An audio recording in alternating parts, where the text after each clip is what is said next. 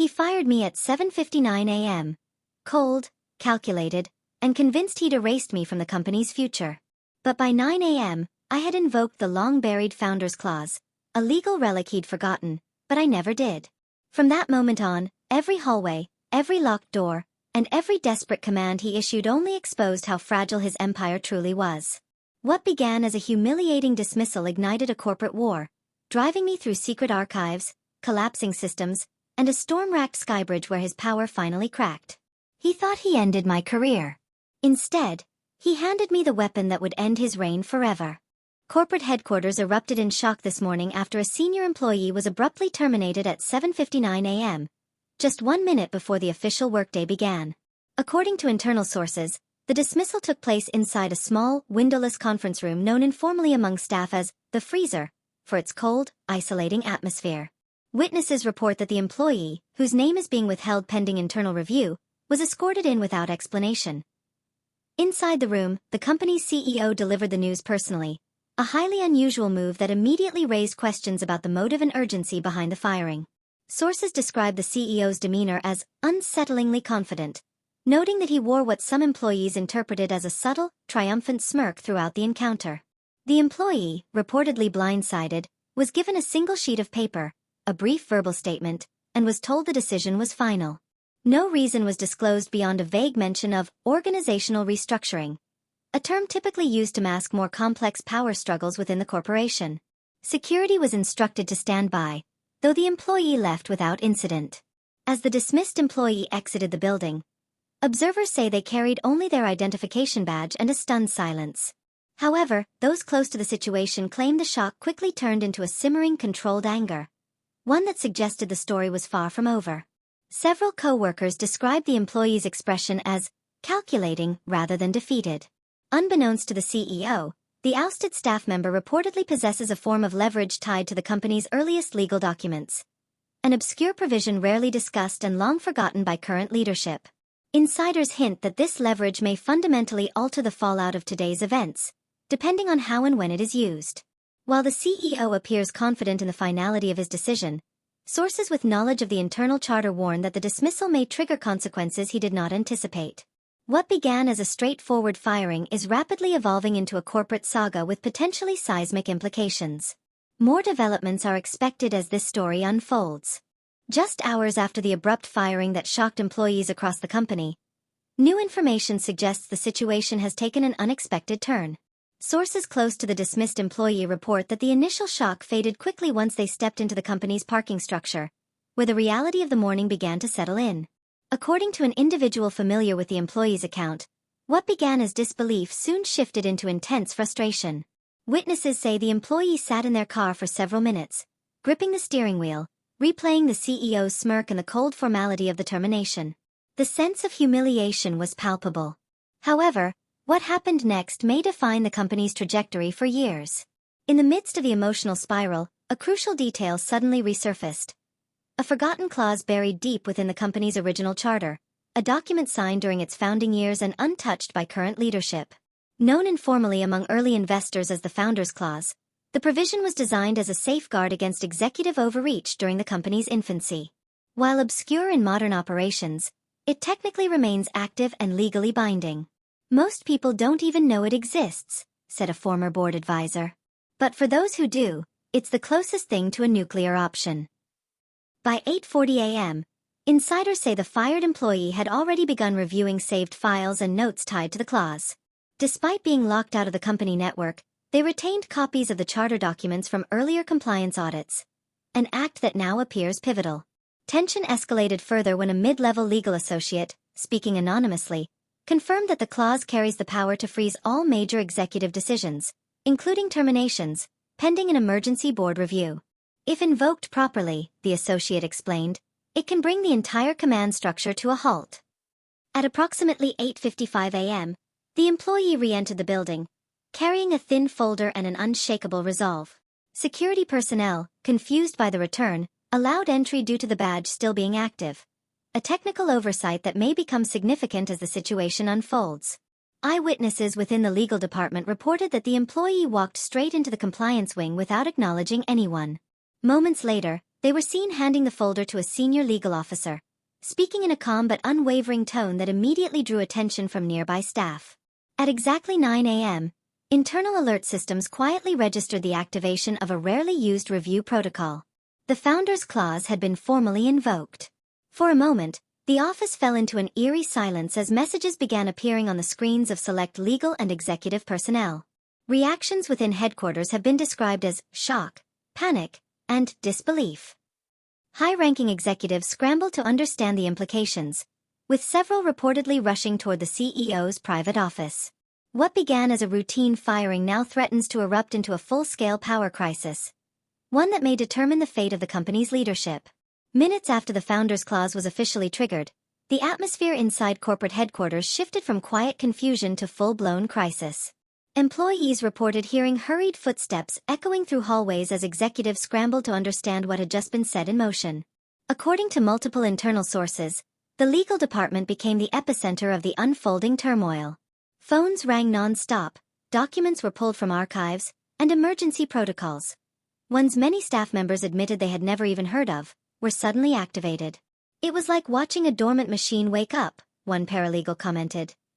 The senior legal officer who received the clause invocation earlier that morning reportedly confirmed its validity within minutes. Witnesses say she appeared pale as she reviewed the documents, realizing the clause's implications. "This can overturn everything," she was overheard saying before immediately contacting the general counsel. Meanwhile, the employee who initiated the clause waited outside the legal conference area, calm and composed. Observers described their demeanor as unshakable, in stark contrast to the rising anxiety around them. To many, it became clear that this was not a spontaneous reaction to being fired. It was a carefully calculated move. At 9:12 a.m., a confidential alert reached the executive suite. The message, verified by several sources familiar with the communication, stated that all terminations, promotions, and major decisions within the past 48 hours were now under mandatory review. The firing at 7:59 a.m. was officially frozen. Inside the CEO's office, tensions reportedly exploded. Staff members close to the upper floor described raised voices, slammed doors, and what one witness called the loudest outburst I've ever heard from that office. The CEO, known for his rigid control over operations, appeared blindsided by the unexpected challenge to his authority. Several executives rushed into emergency consultations, attempting to assess whether the invocation could be challenged or invalidated. However, legal analysts within the company privately conceded that the Founders Clause was designed to be nearly untouchable. "It's old, it's airtight, and it was written for exactly this kind of abuse of power," one analyst explained. As the crisis spread, employees across various departments began speculating about the implications. Some celebrated the rare moment of accountability, while others feared the potential collapse of the company's leadership structure. Rumors circulated about previous attempts to bury the clause, a rumor that compliance officers declined to comment on. By 9:30 a.m., a notice was distributed to select executives informing them that an emergency board session would be required. The CEO is expected to attend, though sources close to the board suggest that several members have already begun distancing themselves from him in anticipation of potential fallout. In the span of a single hour, the firing once intended to eliminate an employee quietly had erupted into a corporate showdown with the potential to rewrite the company's hierarchy. And as insiders warn, the most explosive revelations may still be ahead. Corporate tensions escalated sharply this morning as the fallout from the Founders Clause invocation reached the top floor. Sources within the executive suite reported a volatile and unpredictable atmosphere, describing the CEO as visibly shaken and uncharacteristically unsettled by the legal maneuver that froze his authority. Multiple witnesses claim the CEO erupted into a furious tirade shortly after receiving confirmation that the employee he fired earlier had effectively halted his decision through a clause he believed was long forgotten. One staff member described the scene as a storm breaking through glass, as the CEO demanded explanations from anyone within reach. The general counsel, who attempted to brief the CEO on the legal validity of the clause, was reportedly cut off repeatedly. Insiders say the CEO flatly refused to accept that an action he considered final could be reversed by an outdated provision he had never bothered to review. His frustration only grew as more legal confirmations arrived. Executives who were summoned to the office described an atmosphere thick with fear. Some attempted to present contingency plans, while others avoided speaking entirely. According to internal observers, The CEO's confidence appeared to fracture as he realized several board members were already requesting documents related to past decisions he made unilaterally. In a startling development, two senior directors quietly left the executive floor without offering support to the CEO, fueling speculation of fractures within the leadership. Their departure sent a clear message. The CEO may no longer command the loyalty he once relied upon. Downstairs, word of the CEO's reaction spread rapidly among employees, many of whom gathered in whispered groups near elevators and break rooms. Some expressed shock that the confrontation had escalated so quickly, while others hinted that this reckoning had been building for years under the surface. Legal staff members, working under pressure, began reviewing archived communications and governance files at an accelerated pace. Sources say they uncovered several discrepancies between the CEO's recent decisions and the constraints outlined in the original charter. These discrepancies may play a key role in the upcoming board session. As tensions peaked, the CEO initiated a series of calls to select allies, attempting to consolidate support before the board intervenes. However, insiders suggest his influence has weakened significantly, with several high-ranking executives quietly distancing themselves to protect their positions. Meanwhile, the employee who invoked the clause remained in a secure consultation room, accompanied by legal personnel. Witnesses described their demeanor as calm, composed, and unwavering, an unsettling contrast to the chaos unfolding upstairs. The situation has reached a critical point. What began as a swift termination has devolved into a high-stakes corporate confrontation. With the board now fully engaged and evidence still emerging, the balance of power is shifting dramatically. And according to insiders, the CEO's most difficult hour is still ahead. As the CEO's anger continued reverberating throughout the building, the company's internal landscape began shifting beneath the surface. Several longtime employees, once silent observers of executive decisions, reportedly started coming forward with concerns, documents, and recollections that could significantly reshape the unfolding crisis. Their timing was no coincidence. Sources say the invocation of the Founders Clause emboldened those who had been hesitant to speak out for years. Within the compliance division, investigators working under pressure discovered a series of archived emails dating back almost a decade. These messages, authored by early investors and board members, referenced internal disagreements and questionable decisions made during the CEO's early rise to power. The content of these emails has not been released, but insiders describe them as deeply troubling and potentially explosive. One particularly alarming discovery involved an old memorandum warning the board about the CEO's pattern of unilateral decision-making. At the time, the memo was reportedly dismissed, allowing the CEO to consolidate more control. Now, however, the document has resurfaced at a moment when every fragment of his leadership history is under intense scrutiny. Meanwhile, whispers of buried misconduct circulated across multiple departments. Former managers, previously forced out under unclear circumstances, were contacted by members of the legal team for testimony. Early reports suggest at least two individuals provided detailed accounts of financial irregularities and retaliation, allegations that could carry serious legal implications if verified. Inside the executive suite, loyalists struggled to maintain composure. Several aides were spotted discreetly packing personal belongings, fearing the incoming board review may lead to an immediate halt of operations or leadership turnover. The CEO, once surrounded by steadfast allies, appeared increasingly isolated as the pressure mounted. At the same time, the employee who sparked the crisis grew into an unexpected focal point of internal solidarity. Members of the staff quietly expressed admiration for their courage, some calling the invocation of the Founders Clause the boldest move the company has seen since its inception. Security footage reportedly shows clusters of employees gathering near windows and hallways whenever the individual passed by, creating a silent but powerful show of support. Legal advisors continued to work through previously untouched sections of the original charter. As they dug deeper, they uncovered evidence that early founders had anticipated future power struggles and deliberately embedded protections to prevent corporate dictatorship. Their foresight now appears prophetic, as those provisions are being tested for the first time in decades. By late morning, the board had been briefed on the emerging discoveries.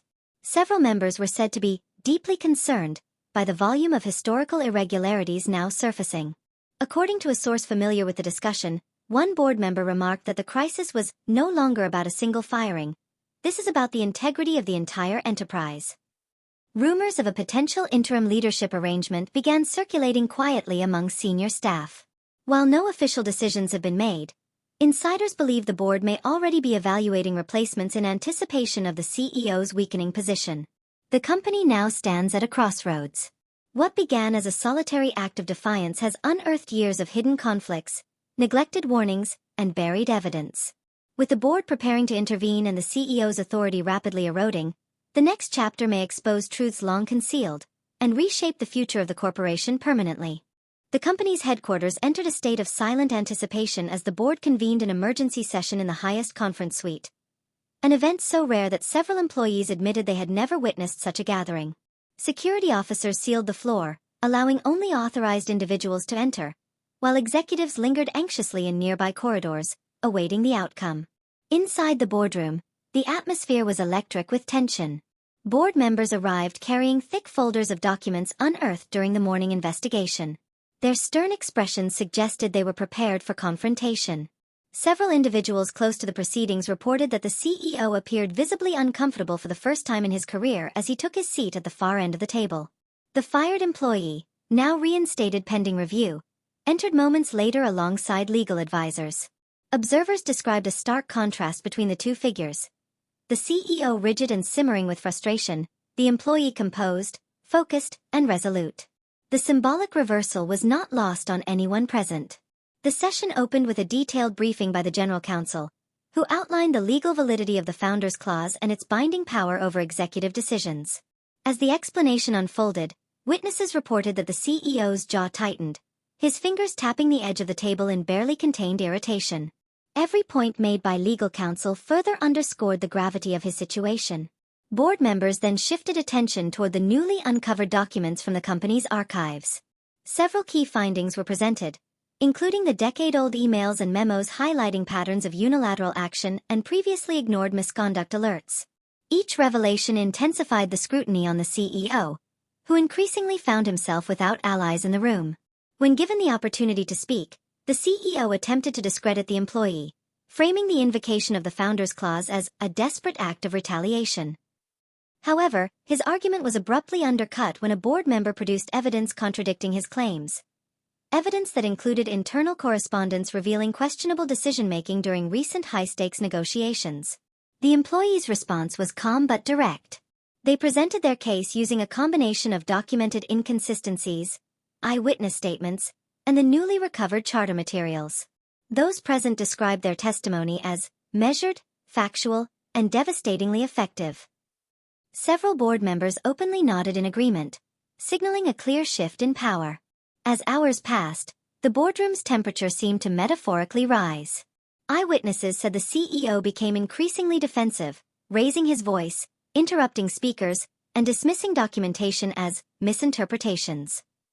His behavior reportedly created visible discomfort among the board, further eroding his credibility. By the time the final testimonies concluded, the outcome appeared all but inevitable. The board adjourned briefly for a private discussion, leaving both the CEO and the employee in tense anticipation. Whispers from the hallway indicated that the majority opinion favored immediate action, though no one dared predict the exact consequences until the vote was cast. The stakes could not be higher. What began less than 2 hours earlier as a routine termination has now escalated into a defining battle for power, accountability, and the future of the company. With the board poised to deliver a verdict that could fundamentally reshape leadership, all eyes remain fixed on the coming decision, one that may shift the entire foundation of the corporation. A tense silence blanketed the top floor as the board returned from its private deliberations, their expressions grave and unreadable. Employees gathered near restricted hallways in hushed clusters, sensing that the company stood moments away from a seismic shift. Every eye in the building seemed fixed on the boardroom doors, waiting for a signal of what would come next. When the board reconvened, the air inside the room felt heavy with consequence. The CEO sat rigidly, shoulders stiff, while the employee who invoked the Founders Clause remained composed at the opposite end of the table. According to sources inside, the atmosphere resembled a courtroom more than a corporate meeting, with careers and reputations on the line.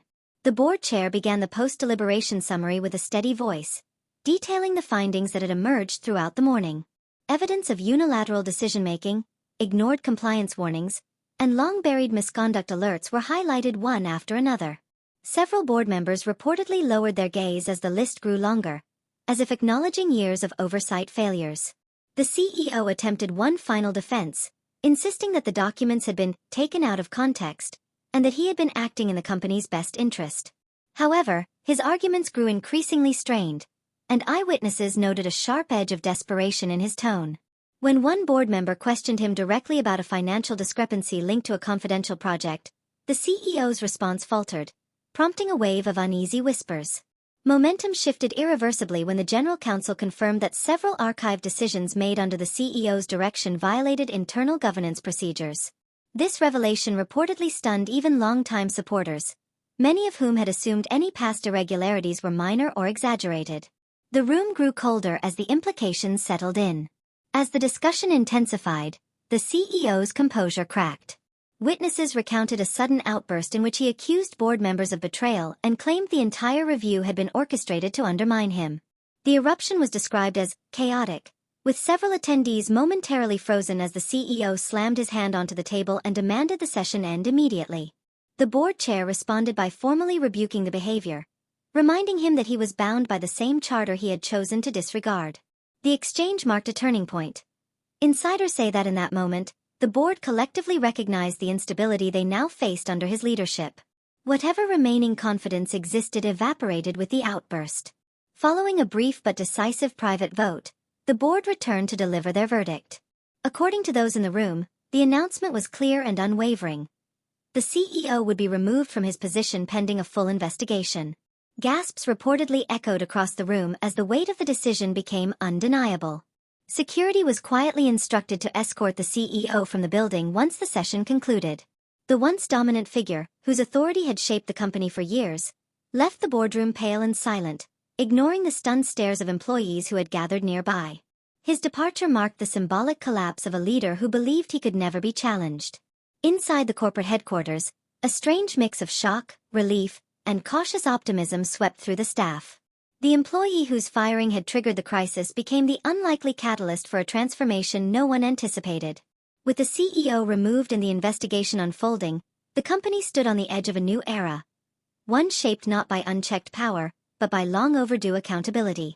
In the aftermath of the CEO's removal, the company descended into a state of stunned quiet, punctuated only by the distant murmurs of employees attempting to process the historic shift. The boardroom doors had barely closed when word of the outcome began rippling through every floor, each retelling more electrifying than the last.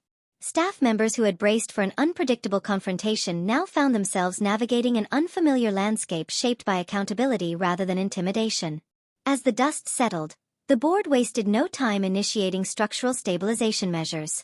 Key executives were summoned to an emergency administrative briefing, where they were instructed to prepare the company for a period of transitional leadership. Several senior figures, long overshadowed by the former CEO's dominating presence, appeared visibly relieved as they stepped forward to assume roles they were previously denied. Legal teams continued sifting through the cache of archived documents uncovered earlier in the day. Sources inside the review committee indicated that the full scope of the CEO's decision stretched far deeper than initially believed, with multiple irregularities requiring immediate attention.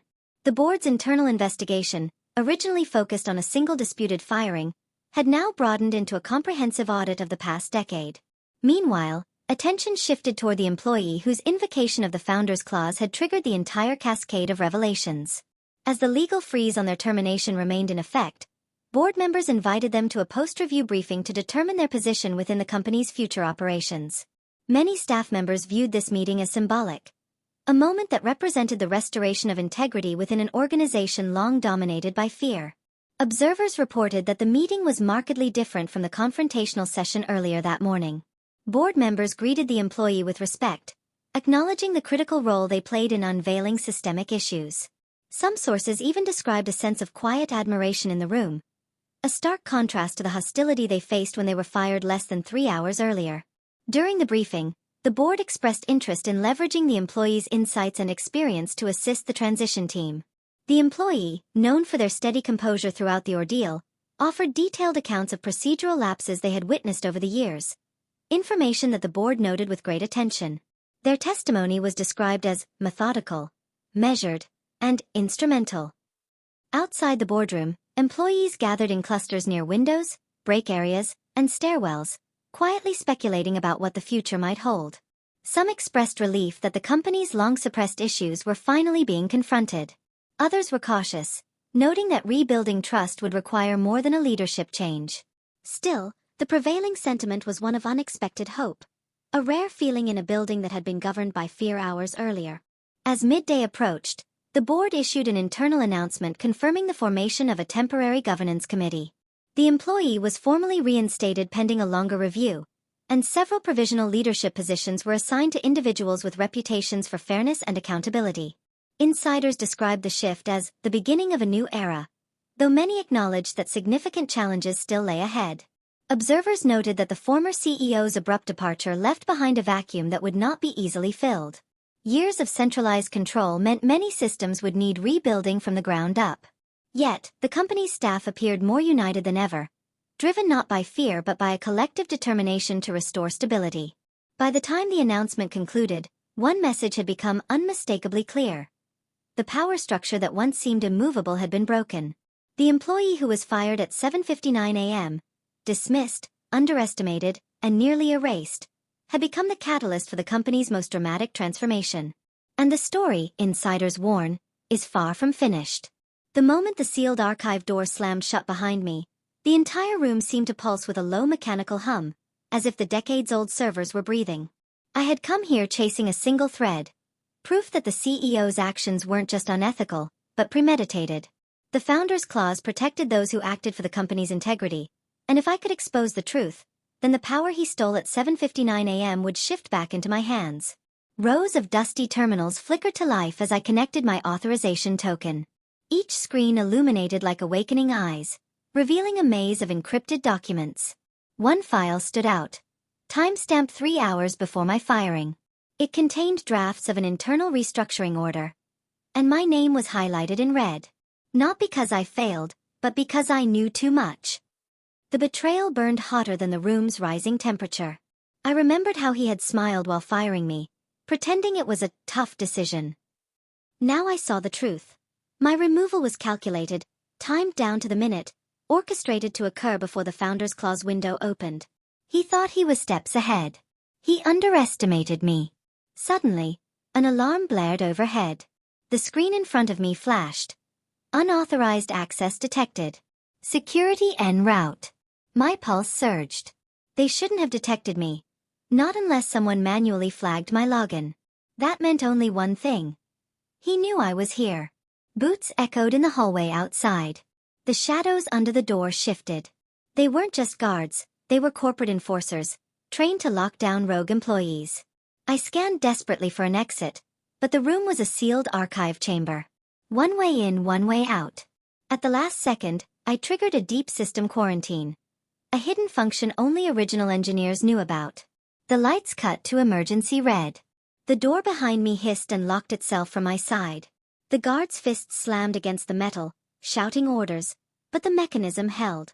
For the first time that morning I had control. With precious seconds ticking away, I downloaded the incriminating files onto a secure drive. Each progress bar felt like a lifeline. The founder's clause didn't just require evidence, it required intent, proof that the company's core values had been knowingly violated. And now I had everything. When the download finished, I set the system to automatically transmit a mirrored copy to the Board of Trustees within 1 hour. Unless I cancelled. It was the ultimate fail-safe. If anything happened to me, the truth would explode across every major news outlet tied to the corporation. The CEO would be finished. The pounding outside grew quieter. Someone shouted, "He's sealing the archive, override the power grid." I braced myself as the lights flickered violently. They were trying to shut me down, literally. But the founder's clause was already invoked. All I needed was to make it out with the evidence. The moment I slipped out of the archive room, the hallway behind me erupted with shouts. Red emergency lights strobed across the metallic walls, painting everything in a frantic haze. I could still feel the heat of adrenaline pulsing through my hands as I clutched the drive, the evidence that could destroy him. Every step echoed like a countdown ticking toward collision. I sprinted down the narrow corridor, hearing the guards regrouping behind me. They were faster than I expected, their boots slamming against the reinforced floor with terrifying rhythm. I knew the building's security systems better than any of them, but I also knew the CEO could override them at will. He would do anything to stop me from reaching the upper floors where the communications hub was located. As I approached the elevator bay, the monitors flickered, showing his face. His cold stare followed me, projected across every screen like a digital ghost. "Stop this now," his voice boomed through the intercom, dripping with manufactured authority. "You're only hurting yourself." I didn't slow down. The elevator access had been locked, just as I predicted, so I turned toward the maintenance ladder instead. The metal rungs vibrated as I climbed, my breath sharp and uneven. Below me, the ladder cage rattled violently as guards began the ascent. I climbed faster, ignoring the sharp sting in my arms. Floor by floor, the hum of machinery grew louder. By the time I reached the 9th level, the entire structure trembled from a system-wide lockdown command initiated from his office. When I pushed open the hatch, a blast of cold, conditioned air hit me.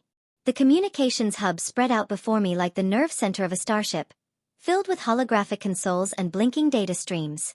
This was the one place he couldn't fully control, not without triggering a federal audit. If I could get the evidence into the secured relay system, the board would receive it instantly. I ran toward the main console, sliding into the seat as alarms wailed above me.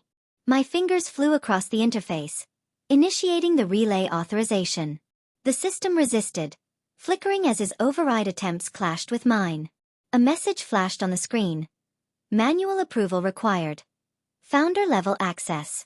Perfect. This was where the Founder's Clause turned in my favor. As I placed my authorization token onto the scanner, the console glowed with a deep blue light. The building shuddered again as another override attempt hit the firewall. My heart hammered, but the system accepted the command. The relay was opening. Slowly, painfully, but it was opening. Behind me, the access door hissed. The guards had finally reached the hub. I rose to my feet as they rushed inside, their weapons drawn but hesitation visible in their eyes. They weren't just following orders. They were afraid of what would happen if the CEO was exposed. The room buzzed with tension, each second stretching like a stretched wire. I lifted the drive slightly, not as a threat but as a declaration. "This ends when the truth reaches the board," I said, my voice steady. Before they could respond, the console emitted a loud chime. The relay connection hit 100%. The data was transmitting. A glow spread across the panels, signaling that the evidence was officially out of my hands and beyond the CEO's reach. The guards froze, realizing they were now witnessing a moment that would reshape the company's future. As the final packet of data vanished into the secure relay, I turned toward the guards, exhaling the breath I didn't know I was holding. "It's done," I whispered, just as the entire hub went dark, every light shutting off at once, plunging us into silence. The CEO had made his move, and the next chapter would determine who survived the fallout. Moments after the relay completed, the entire communications hub fell into a suffocating blackout. Emergency systems had been overridden at the root, something only the CEO himself could authorize. For a few seconds, the darkness felt alive, humming with static tension. The guards shifted uneasily, their faces barely visible in the faint glow of their visors. Even they seemed unsure whether to follow orders or brace for what came next. The silence pressed in like a weight. Then a deep mechanical groan echoed through the floor, as if the building itself was reacting to the transmission I had just unleashed. Power conduits buzzed overhead, flickering with weak pulses of light. Backup generators tried to engage but failed repeatedly, each attempt sounding more desperate than the last. Whatever the CEO had triggered, it wasn't just a shutdown. It was a purge. I stepped away from the console, feeling the temperature drop as cooling systems died. The guards didn't advance toward me. Instead, they glanced at one another, waiting for a directive that wasn't coming. Without the CEO's surveillance systems online, they suddenly looked human again. Uncertain, unshielded, and afraid. The corporate machine had lost its eyes, and now no one knew who was truly in control. A sudden tremor shook the room, followed by a hollow thud from far below. It resonated through the floor like a heartbeat gone wrong. One guard whispered that the CEO had activated Protocol Zero, a last resort lockdown designed to erase all evidence, including physical archives. That meant the entire building had become a sealed pressure chamber, ready to suffocate the truth before it spread any further. The air vents shut with a metallic snap, and a low hiss began to fill the space. Automatic sterilization systems were activating, flooding the hub with a fine mist meant to destroy sensitive electronics, and anyone unlucky enough to be inside during deployment. The guards panicked, scrambling to the exit panel, only to discover that the door controls were offline. They were trapped with me. I forced myself to stay focused as my lungs tightened against the chemical fog. There was one escape route left, hidden behind a wall panel near the auxiliary servers. Only high-level staff knew about it, and the CEO believed he was the only one who remembered its location. He forgot that I had once built the emergency routing maps myself. If I could get it open, we might survive long enough to reach the upper ventilation shafts. Dragging my sleeve across the fogged metal, I pried off the panel, revealing a narrow maintenance passage glowing with faint red lights. The moment it slid open, the guards looked at me, not as an enemy, but as their only chance out. They didn't speak, but the fear in their eyes told me everything. Whatever loyalty they had to the CEO evaporated the moment he locked them in to die. One by one, they slipped into the passage, coughing and stumbling as the sterilization haze thickened. I entered last, sealing the panel behind us. The tunnel was cramped and low, forcing us to crawl upward at a steep angle. Every movement sent echoes bouncing around us, mixing with the distant roar of failing machinery.